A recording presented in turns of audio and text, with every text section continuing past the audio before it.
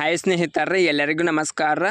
ಇವತ್ತಿನ ಒಂದು ವಿಡಿಯೋದಲ್ಲಿ ಪಶುಪಾಲನೆ ಮತ್ತು ಪಶುವೈದ್ಯಕೀಯ ಹುದ್ದೆಗಳ ನೇಮಕಾತಿ 2024 ಅರ್ಹತೆ ಹೊಂದಿರುವ ಅಭ್ಯರ್ಥಿಗಳು ಅಧಿಕೃತ ವೆಬ್ಸೈಟ್ಗೆ ಭೇಟಿ ನೀಡುವ ಮೂಲಕ ಈ ಹುದ್ದೆಗಳಿಗೆ ಅರ್ಜಿ ಸಲ್ಲಿಸಬಹುದು.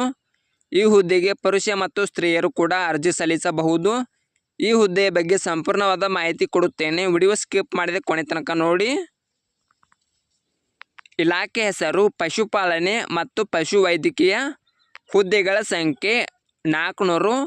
ಹುದ್ದೆಗಳ ಹೆಸರು ಪಶುವೈದ್ಯಾಧಿಕಾರಿ. ಉದ್ಯೋಗ ಸ್ಥಳ ಕರ್ನಾಟಕ.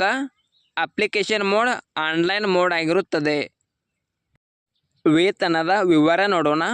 ಪಶುಪಾಲನೆ ಮತ್ತು ಪಶುವೈದ್ಯಕೀಯ ಸೇವೆಗಳು ಕರ್ನಾಟಕ ಅಧಿಕೃತ ಅಧಿಸೂಚನೆಗಳ ಪ್ರಕಾರ ಆಯ್ಕೆಯಾದ ಅಭ್ಯರ್ಥಿಗಳಿಗೆ 52,640 ವೇತನ ನೀಡಲಾಗುತ್ತದೆ.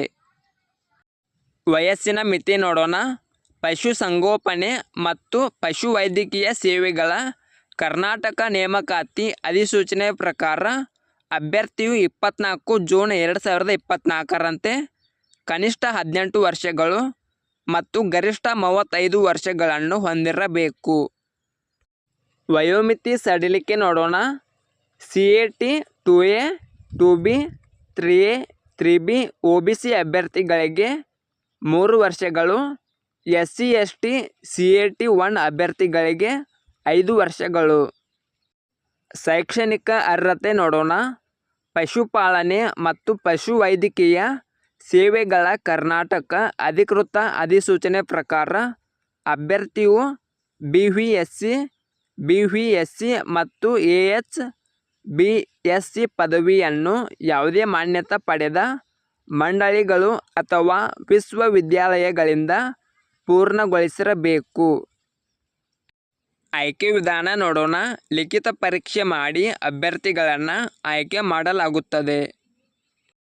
ಪ್ರಮುಖ ದಿನಾಂಕ ನೋಡೋಣ. ಆನ್ಲೈನ್ ಅರ್ಜಿ ಸಲ್ಲಿಸಲು ಪ್ರಾರಂಭದ ದಿನಾಂಕ 12/8/2024.